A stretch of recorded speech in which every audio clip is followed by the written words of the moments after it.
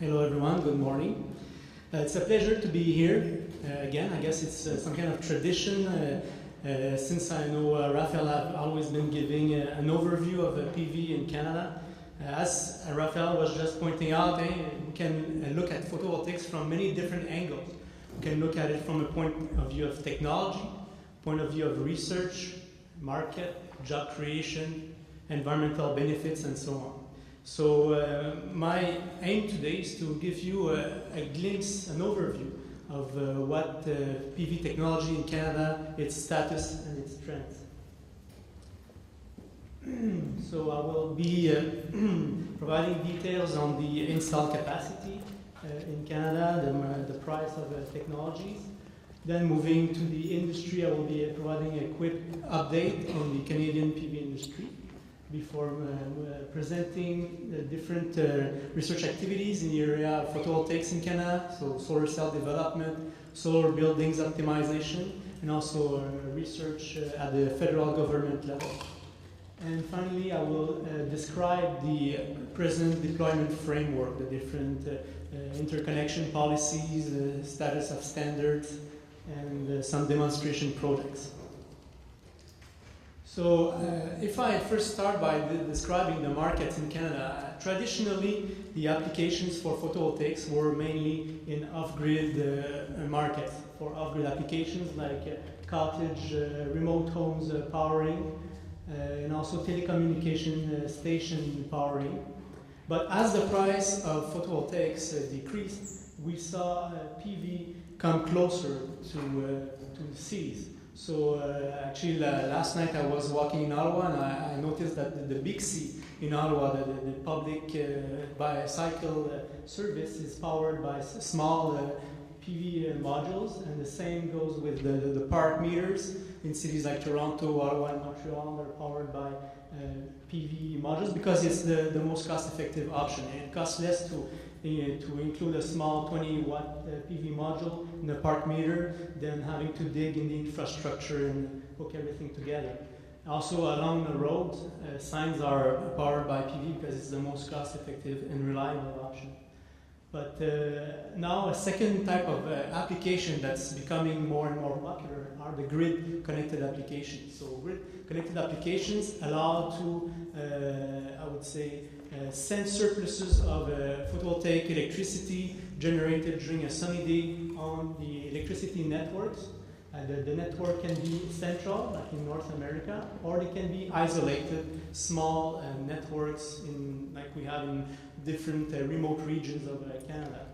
The PV modules can be integrated on solar houses or on institutional and commercial buildings, and can also be centralized in a power plant, like we see here. This is a picture of the First Light PV park in Stone Mills. That was the first utility-scale PV system to be inaugurated in Canada, in Ontario. And actually, its inauguration marked the beginning of a solar revolution in Ontario. As we see here, the numbers of installed capacity in megawatts as a function of year, up to 2008, the market consisted mainly of off-grid systems. That's in blue here.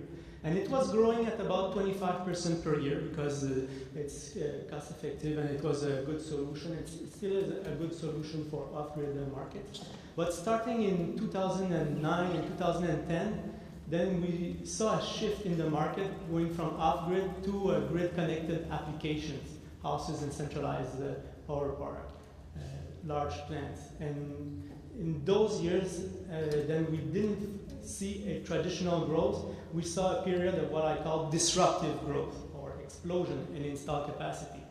In 2008, our installed capacity was about 36 megawatts, and in the span of 2 years, in 2010, we're now at 291 megawatts, so an increase of 189% and 207%. And that's due to one factor. That's due to the Feedin Tariff and the MicroFIT programs put into place by the Ontario Power Authority.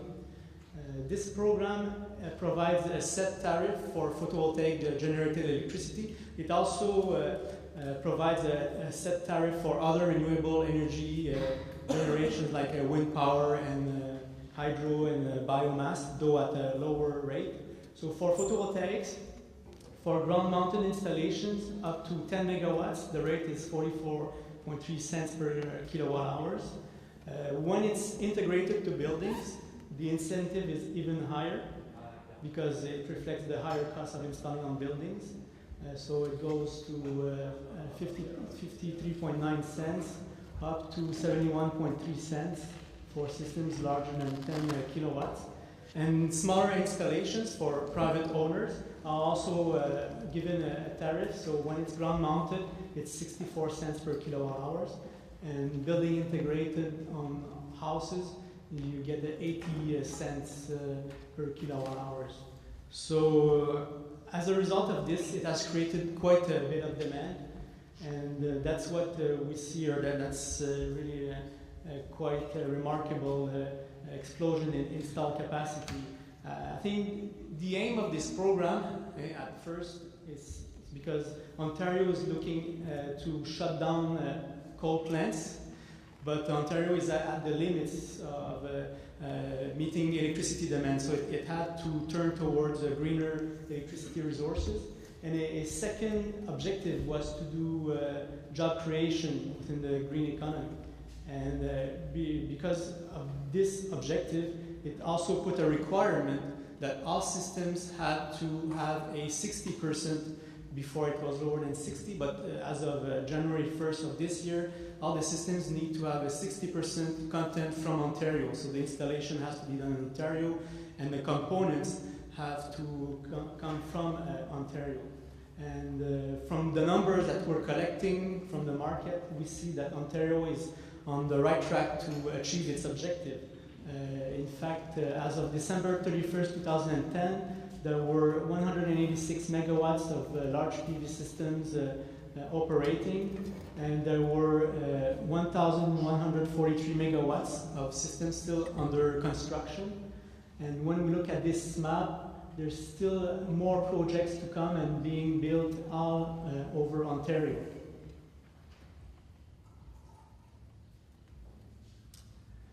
Now, in terms of market prices, we're following the price evolution for the last, I would say, 13 years through surveys sent to the industry. So what you see here is the average module price, the weighted average of module prices per watt in Canada. So by looking at this table, we see that the price of PV modules went from $9.41 per watt down to $2.27, so a reduction of 75% within the last 10 years. So it's a reduction of typically of about 10% per year on average, but last year the reduction in price was even more pronounced, 31%. That's the module price. Of course, the overall install cost for the PV system was about $8 per watt in Canada, although that's I would say a country average. In Ontario, I know that some companies can install at $6.50 per watt for building integrated systems, and even $4 per watt for large-scale utility systems.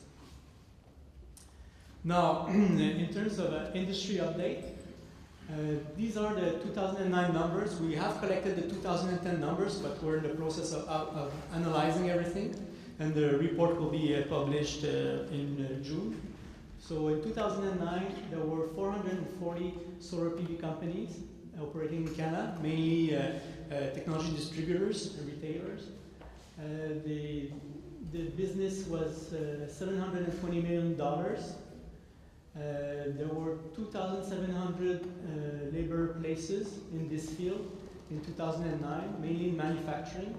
And I've looked at the 2010 numbers, and I can tell you that it's probably more like 4,500 and above now. So hundreds of jobs have been created last year in Ontario within the field of photovoltaics. Positive factors that deals with the industry. There's many new companies that announced opening manufacturing plants in Ontario. And there's collaborations with experienced companies in the US and Europe opening new facilities in Ontario. There are also the grid connected inverters is also experiencing strong growth. And there's companies now in Ontario that like Satcon and Celestica are starting to fabricate these inverters. And as a result of all these expansions, there's full-time employment in the industry is increasing, and it's expected that there is a need for training, and there's quite a bit of effort right now to increase training in this area. Now, factors on the downside. The Canadian dollars, its value increased last year, and also there were changes to feed-in tariff programs in Germany and other markets. So that cut the profitability of the export market, but thankfully the market in Ontario is very strong. Canadian manufacturers face strong competition from China. This is true for experienced manufacturers in Germany and in the US, and this is even more true for new manufacturers setting up plants in Ontario. So in a way, the 60% Ontario content is an effective way to protect the burgeoning industry in Ontario. Also, now there's increased competition. There's more and more players in this field. So the profit are squeezed. So that means that to achieve a certain revenue or certain profits, the companies have to sell more and more modules and PV technologies. But in the end, customers benefit from this healthy competition. Now some quick industry updates, just general updates. A number of companies like Celestica, Canadian Solar Inc., Photowatt, Hillian, Silfab, Upson, Centennial Solars, and certainly some others have already set up fabrication lines for modules in Canada or are in an advanced stage of setting up fabrication lines. We also have feedstock producers in Quebec. Teminco Solar, producer of solar-grade silicon, now has 7 purification lines installed. Not much solar-grade silicon was produced last year, only 8 metric tons, but the company is reporting that it's focusing on R&D to address the needs of its clients. Also for thin film technologies, Feedin Plus is one of the largest producer of cadmium telluride used in thin film modules and CIGS. And it's growing year after year. Last year it reported sales of 70 million in 2010. So we've covered the industry, the market. Now we'll shift to an overview of the research activities. Because research is another area where there is quite a bit of growth. In fact, you are aware of the PV Innovation Network. The conference this week was about reporting the research results of this network. So this network brings together 13 universities and 28 professors to develop novel technologies. Technology you'll see on the market over the long term. It brings a lot of innovation. The aim is to also provide support to the industries, the companies manufacturing solar technologies in Canada, and also train the highly qualified personnel that these industries need to operate. So the network has 13 projects that you see here in 5 different areas: inorganic solar cells, organic, hybrid, nanostructured, and even public policy. And there's also efforts to have outreach, annual conferences like we have today. So in the end, this is a big trust that supports the manufacturing effort that's being put into place in Canada right now. So more details are available on this website here. I strongly suggest you go see that website if you haven't already.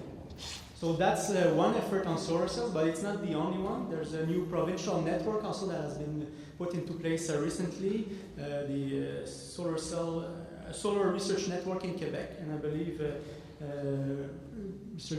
Professor Demopoulos will be providing more details in session 3 this afternoon. So a lot of networks, linkages are happening amongst universities, industries, and that's very good for the future in this area. Last year I did a survey of solar cell R&D in Canada, And I noticed that there's now more than 100 university professors involved in solar cell research in all areas: crystalline silicon, thin film solar cells, 3.5 high efficiency solar cells, dye sensitized solar cells, organic and others.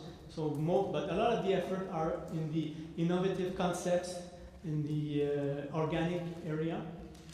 23.7 million was invested in solar cell R&D, mainly by NSERC, Canadian Foundation for Innovation, but also the Ontario Centre of Excellence are also providing strong support to research in this area. Also, Sustainable Development Technology Canada is has co-funded 8 private projects between 2005 and 2009. So private companies are also investing in the area of research. At the federal level, the NRC Institute for Microstructural Sciences has 2 projects on organic PV solar cells. So all these results here are in a report entitled Overview of PV Solar Cell R&D Capability that's available from our webpage free of charge.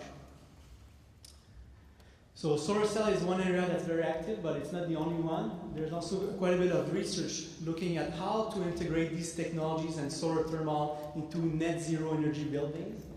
In the last 5 years, the NSERC Solar Buildings Research Network has done tremendous work in this area. It aimed at developing solar buildings operating as an advanced system that approach a net zero energy target. In other words, it generating as much electricity as it uses during a year. Now this network is it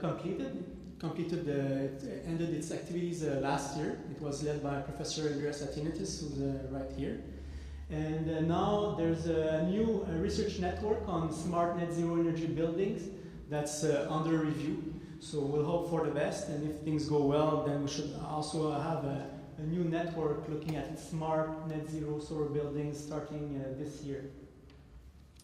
Over the last 5 years, this research network has provided tremendous research support, but also support to development projects like demonstration projects like this one of the largest building integrated PV thermal system in the world, consisting of 25 kilowatts of PV modules made by Day4 Energy in Vancouver, that are integrated on solar thermal air collectors manufactured by Conserval in Mississauga.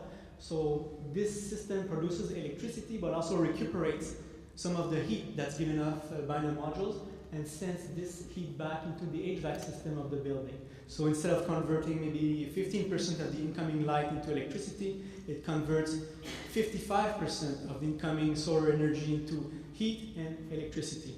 So that's a very innovative concept that has been demonstrated here, and the system now is being monitored to know more about its performance. Also, research on solar buildings is done at the international level within the International Energy Agency Solar Heating and Cooling Task 40. Task 40 is a research effort that brings together 18 countries, and Canada is one of them, to study current net zero, near net zero, and very low energy buildings to develop common understanding, definitions, tools, and guidelines. My colleague, Joseph Ayou from CanmetENERGY is leading this effort, is the operating agent. And also Andreas Atinitis, the principal instigator of the Solar Buildings Research Network, is a sub-task leader within this effort. So ultimately, this research effort aims to provide documents, educational material, and a database of high-performance buildings that are looking at achieving these net zero energy solar buildings. So I've covered the solar cell research, solar buildings research. Now for applied research done at the federal government level, NRCan, CanmetENERGY, coordinates this research, and our mandate is to provide science and technology support that facilitates the deployment and the development of photovoltaics in Canada. We just finished a 4-year cycle and just starting one since last April. So over the time span of 2011 and 2015, we'll be focusing our efforts on performance optimization of large utility scale PV systems. So as you see, in the last 2 years, there's been a growth and new type of application, the centralized power plants. So we're still open to meet partners that are operating or developing large utility scale plants to know more about the performance, identify losses, and find ways to minimize these losses. We're also working with CSA and other standard development organizations to put standards up to date and also look at the grid interconnection and smart grid standards that are required to ensure the safety and the performance of the technologies being put into place on the network. We'll be also collaborating with working on the field of solar optimization of net energy homes, what I presented earlier, participating to the IEA PVS and the solar heating programs, collecting information like I'm presenting today. With this information, we'll prepare reports and send that to the IEA PVPS that publishes each year a very interesting annual trends report that's available from this website that looks at everything happening internationally in terms of PV technology. We'll be providing support to the different answer strategic networks. So the PV Innovation Network is one, and the future net zero smart buildings network is another one. And there's also a network on smart grid technologies. In collaboration with my colleagues from Environment Canada over there, we'll be looking at the health and safety impacts of photovoltaics. We're getting more and more questions as the technology are put in place. Questions about the safety, about the potential impacts, and also the benefits of using photovoltaics. So we want to have develop a scientific information base that could answer these questions. In fact, Samina Esaji will be presenting this work tomorrow during session 1. So I invite you to be there. And also we'll be focusing a lot of efforts on the high penetration aspects of photovoltaics in electricity grids. Photovoltaics is intermittent, and as you increase its penetration level on the network, then we need to solve technical issues. So we'll be working with the utilities, with different committees, looking at these issues, and we're always ready to provide scientific and technological support with regards to these questions. So just to give you an example of the type of research we do, I think there's a report I want to highlight, a report that was produced last year by my colleague Sophie Pellin and Didier Thévenard, looking at the uncertainty in long-term PV yield predictions. Basically, the issue is that when large system operators fund the development of a system, they need to prepare a business case and they need to show this to the banks. So the banks and these proponents, they want to know, okay, what's the uncertainty linked to the potential revenues I will get from these farms, from these large-scale systems. And there's a lot of questions about this. So we went to work and we looked at the uncertainties linked to solar variability, to performance parameters of PV systems. And in the end, we determined that the uncertainty for the yield was 8.7% for the first year performance of the year system, and over the whole lifespan, if you're trying to predict the yield of the system, it should be predictable within 7.9%. So there's ways to decrease this uncertainty. We could work towards improving solar resource data, reducing module rating uncertainty. Now, thankfully, there's new standards in places, and the uncertainty related to module rating should decrease now. And also study losses due to dirt, soiling, and of course snow. Canada is northern countries, and people have a lot of questions about the performance in snow. So that's another area where we'll be working in the next 4 years. So if you're interested in this report, I have one copy on me, but it's available free of charge electronically here. And there's also an article that will appear in Solar Energy over the coming months. Now, with regards to the deployment framework, demonstration initiative, very interesting one. The Canadian Mortgage Housing Corporation launched about 5 years ago a competition to build net zero energy houses all across Canada. So 13 teams were selected, and the goal was to build actual houses and move toward the net zero energy target, so that generated as much energy from renewables as it uses during a period of a year. These houses achieve this by, first of all, implementing energy efficiency strategies, and then meeting the rest of the demand with renewables. And so these houses have been built, some have been sold, some others are under a demonstration phase, and all are being monitored right now to learn lessons about their performance. So we'll be hearing more, I guess, from CMHC over the next few years on this. Now, another project that I'd like to highlight is the Sarnia Solar. I want to highlight this project because it's the largest PV plant in the world. Yes, Canada has the largest PV plant in the world. I was very surprised to hear this. Although I've heard now that Germany might have come with an 81 megawatt system, so just to be on the safe side, I'm putting that it was the largest PV plant as of December 2010. I guess things are moving so fast in this area that records never last too long. It was designed and built by First Solar and owned by Enbridge. It consists of 1.3 million First Solar PV modules, so thin film cadmium telluride modules, and SATCON inverters made in Ontario. It covers about 1 square kilometers. It required an investment of 400 millions and created 800 jobs during its construction. And overall, on a yearly basis, it provides enough power to more than 10,000 homes in Sarnia. So large farms like this, there's more and more in construction, maybe not 80 megawatts, but there's still many projects being built right now. In terms of the deployment context, now in the last couple of years, Canada adopted 2 PV module performance standards, guaranteeing that the PV modules will work in our climate for at least 25 years at 80% of their rated output. So we have one for crystalline silicon module that has been adopted by CSA in August 2008, and one for thin film modules adopted last year. Now we're presently we have initiated an adoption process within the CSA and other stakeholders for a PV module safety standard.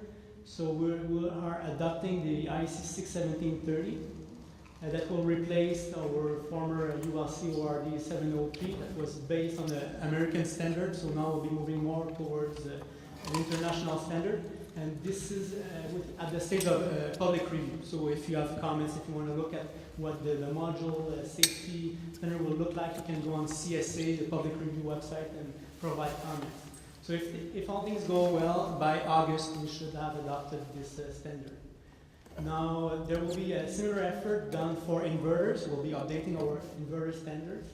In terms of interconnection, the interconnection of low voltage systems, 600 volts and lower, are addressed by Part 2 of the Canadian Electrical Code. And the interconnection of large high voltage systems is addressed by the Part 3 of the Canadian Electrical Code. And now what we're looking at is to address future smart grid applications. So Canadian Smart Grid Technology and Standards Task Force has been put together by a number of stakeholders in this field. My director, Lisa Dignard, is part of that committee. And they will look at basically developing standards to ensure compatibility between the different smart grid standards. Finally, in terms of net metering policies, Ontario is the only province in Canada so far that has adopted the Feedin Tariff policy. But all other provinces now accept interconnection with the grid. Finally, only the Northwest Territories and Nunavut did not allow interconnection with the grid, but I understand that there's efforts to solve this issue now, and if it's not already done, it's on the verge of being done. So interconnecting with the grid will be possible all throughout Canada. So to summarize all this, it's a lot of information, but if I had to summarize in a few words, presently it's a favorable general context with regards to PV, and I would say that's an understatement for Ontario, where we see high market growth, a lot of job creation, and shift towards grid-connected market. The PV system costs also, as we've seen, are decreasing rapidly. And when I see all the innovations that are at within Canadian universities, I think there's a good potential to decrease furthermore the price and the cost of PV technologies. So we'll reach a grid parity. It's not a question, it's rather a question of when. And I think it might be sooner than we expect. So this is why it's important to start right now working on addressing grid integration issues linked to high penetration levels of photovoltaics, and also look at how we can integrate solar technologies within net zero solar energy buildings. So that sums it up for what I wanted to present to you today. This information is summarized in these reports, annual status reports. I will put some copies at the reception desk, but I don't have too many, so if we run out, you can also get it from our website. It's all publicly available. And there's also other reports that you might find of interest, so I encourage you to go there. So I thank you for your attention.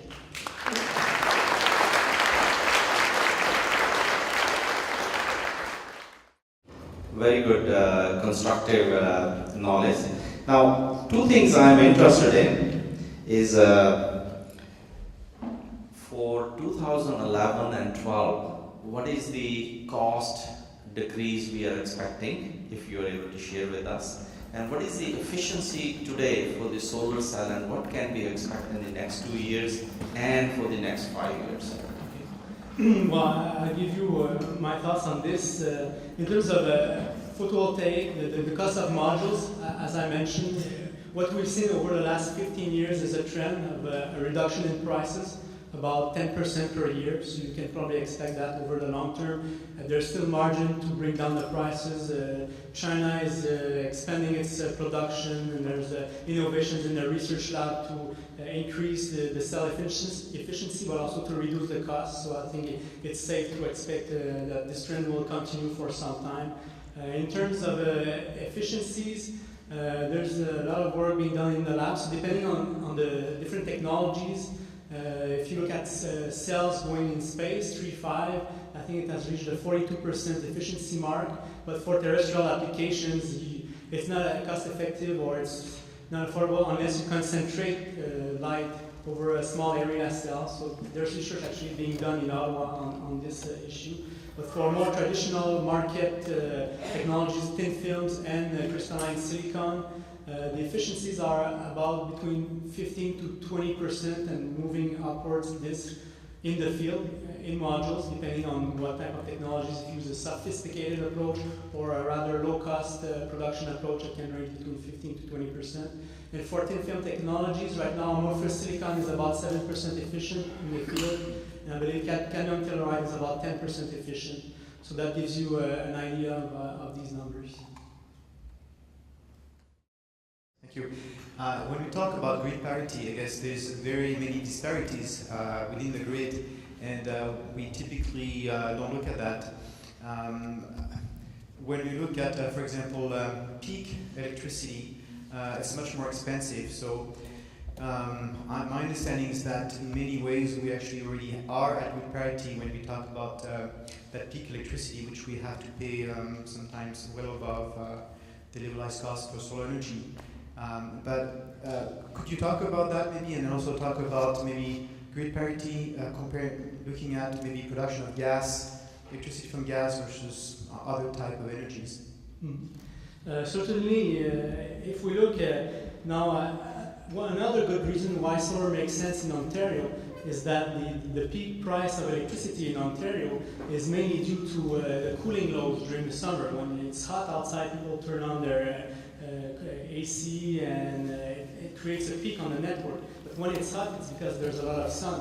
So implementing PV technology in the network allows to decrease this peak of power that's required by the province. And in a way, the electricity that has to be generated during those peak periods, you use generators that have a higher cost of generation, and they can certainly the cost needed to generate this electricity is higher than the cost for PV electricity. Right now, if you neglect the interest payments that you need to do, if you only look at the price of the system, The cost over its lifetime is about 26 cents per kilowatt hour right now. Of course, you cannot neglect interest costs because that's how the game is played. But it gives you an idea that actually PV electricity is not that expensive right now, and the costs are decreasing. So it can certainly displace those expensive peak power generators that are brought online during these peak periods. And definitely over the next couple of years, as we see the prices coming down, and my forecast was that within the next 10 to 20 years, depending on where you are in Canada, PV will reach grid parity. So that means that if you buy your PV system and you look at all the electricity producers during its lifetime, it will be about the same cost as the electricity you buy from the network. This will be true first in Alberta, the prairies where there's a lot of sunshine and where the cost of electricity are higher in Canada, and also then Ontario, which also benefits from high solar radiation and has high electricity costs. And the last province to reach grid parity will probably be Quebec, because the electricity price is rather low and we don't have as much sunshine as Alberta. But nevertheless, between 10 to 20 years, I would say, we'll reach that parity point.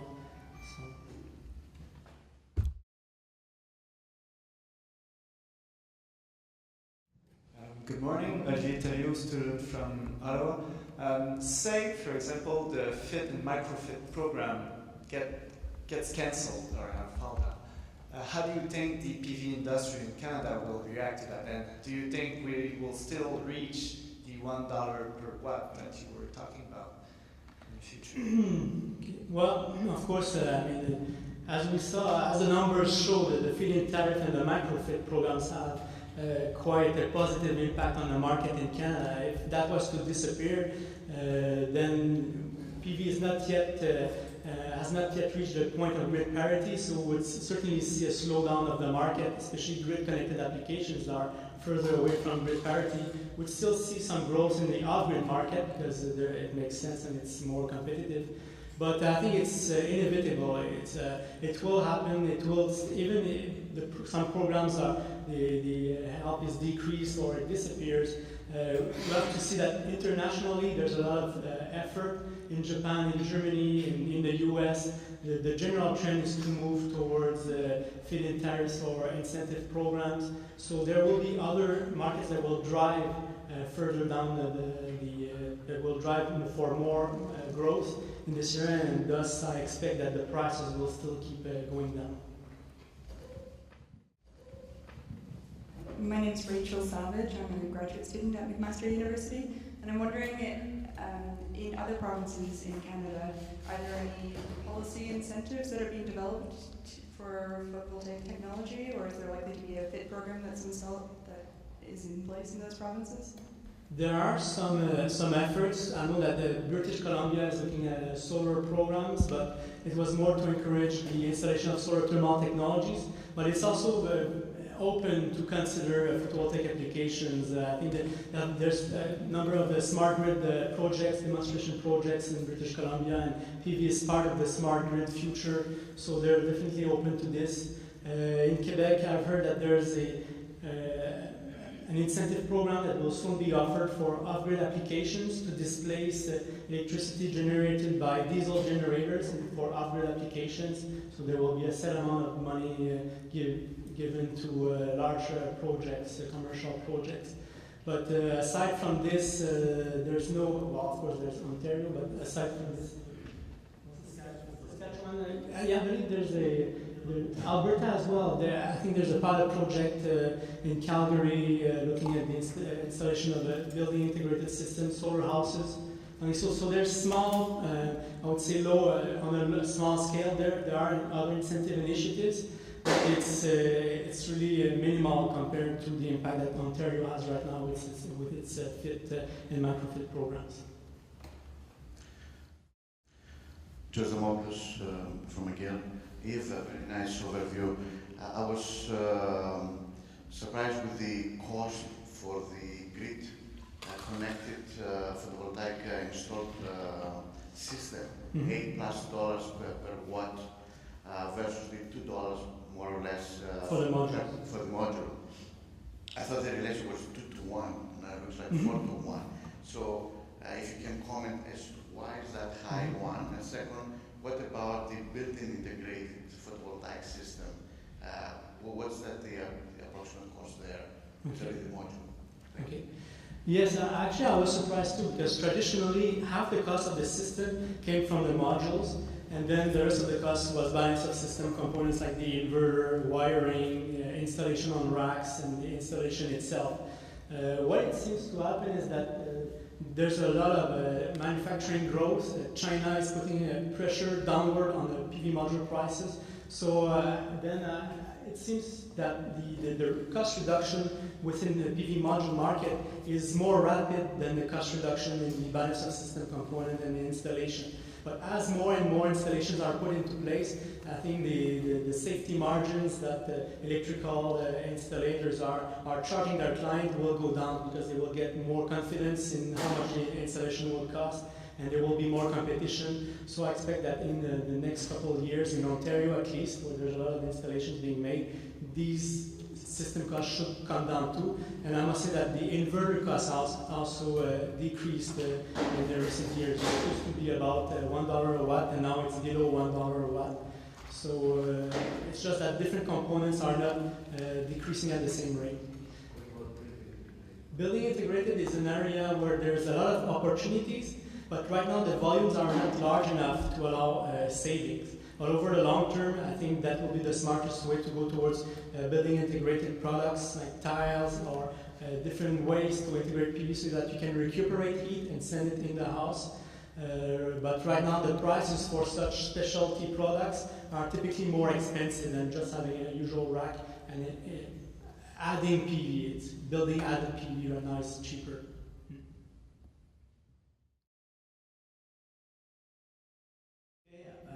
My name is Charlton. I'm with Canadian Space and Telecom.